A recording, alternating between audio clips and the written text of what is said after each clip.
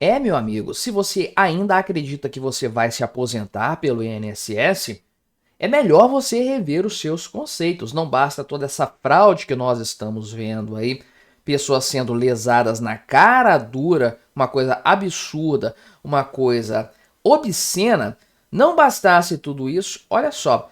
Agora, as estimativas do próprio governo, meu amigo, isso aqui não são agentes externos, não são auditorias externas, o próprio governo já previu o seguinte, que o rombo do INSS que existe hoje, que é uma coisa completamente insana, uma coisa acima dos 300 bilhões de reais para este ano, 2,58% do PIB, vai quadruplicar em 75 anos. Tudo bem que daqui a 75 anos, dado a idade, a faixa etária que mais assiste o meu canal, acredito que todos nós já estaremos mortos, mas a verdade é o seguinte, o INSS vai se tornar insustentável muito antes disso. Não precisa quadriplicar o rombo. Se continuar do jeito que está, nesse mesmo patamar, com o orçamento geral do governo se atrofiando cada vez mais, se aproximando do colapso, o INSS não vai chegar longe. Então,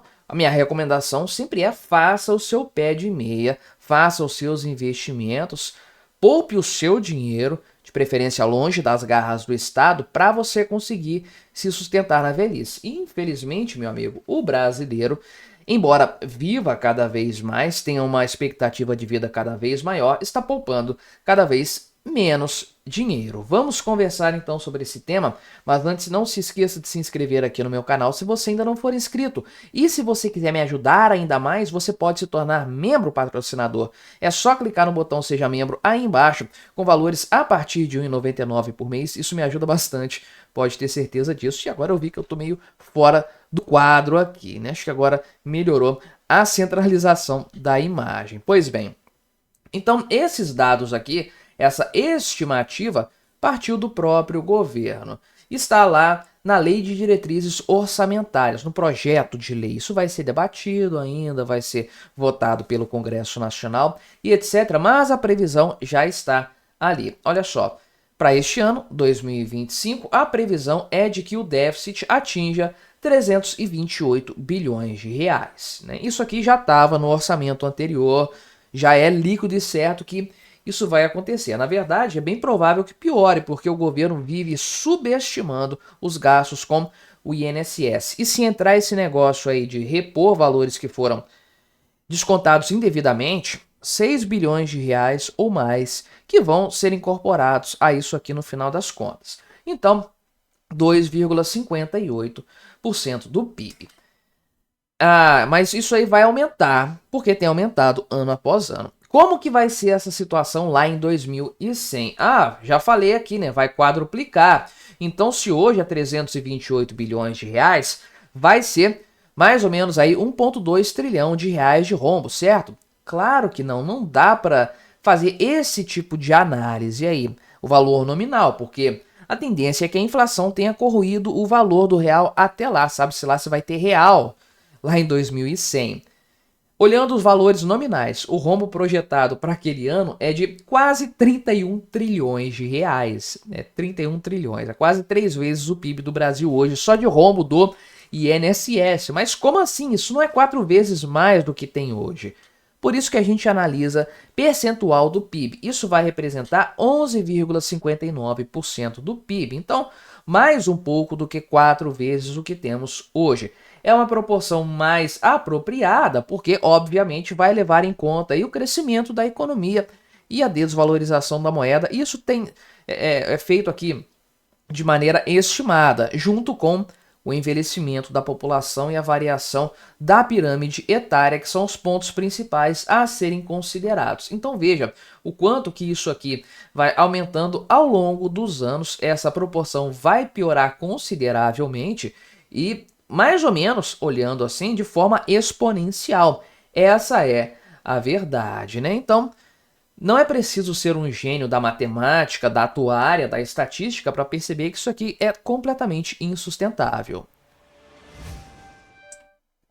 Então, obviamente, isso aponta para a necessidade de uma reforma da Previdência, Porém, a gente acompanhou a reforma anterior lá de 2019, o parto que foi para realizar aquela reforma, que mudou pouquíssima coisa, essa é a verdade, foi desidratada, sendo que o projeto original nem era tão grandioso assim.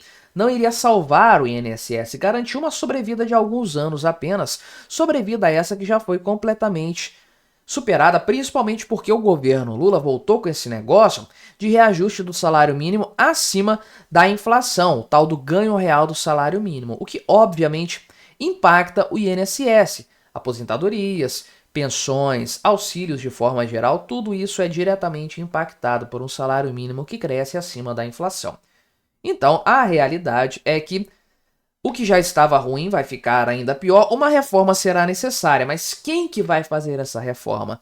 No meio de tantos outros problemas, o pessoal diz que o arcabouço fiscal tem que ser revisto. Você acha que nesse cenário, sem saber para onde que a reforma tributária vai levar o país, você tinha até esquecido da reforma tributária, não é? Mas ela começa a vigorar a qualquer momento.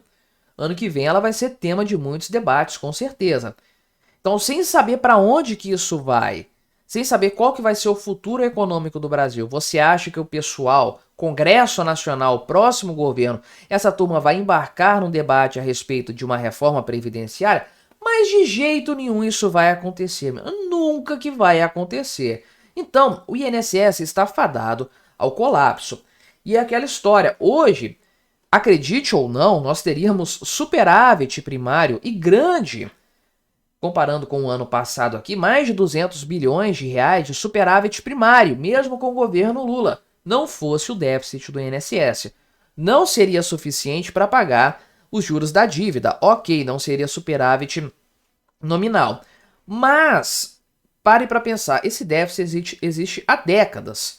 Se ele nunca tivesse acontecido, se o INSS fosse um sistema mais sustentável, provavelmente a dívida brasileira não seria tão grande hoje, os juros não seriam tão elevados. Então talvez sim nós tivéssemos até superávit nominal, não fosse o rombo do INSS ao longo do tempo. Então isso está deteriorando a economia brasileira, está sobrecarregando o orçamento e está fazendo o governo imprimir dinheiro. Essa é a verdade, pressionando a inflação, fazendo com que o poder aquisitivo de todo mundo seja cada vez mais depreciado a partir disso.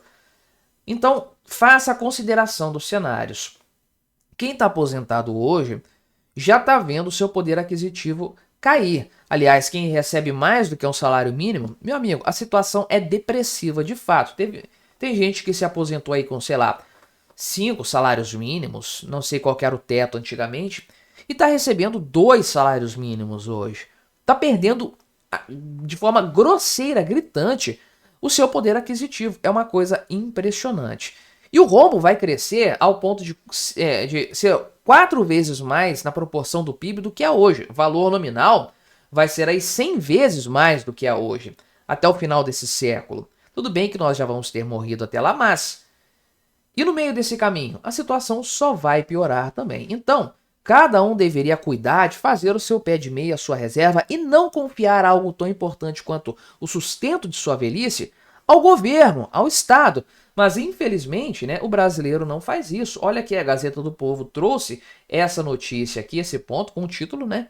Onde os velhos não têm dinheiro, né? No country, aliás, no money for old men, para quem entender a referência disso aí.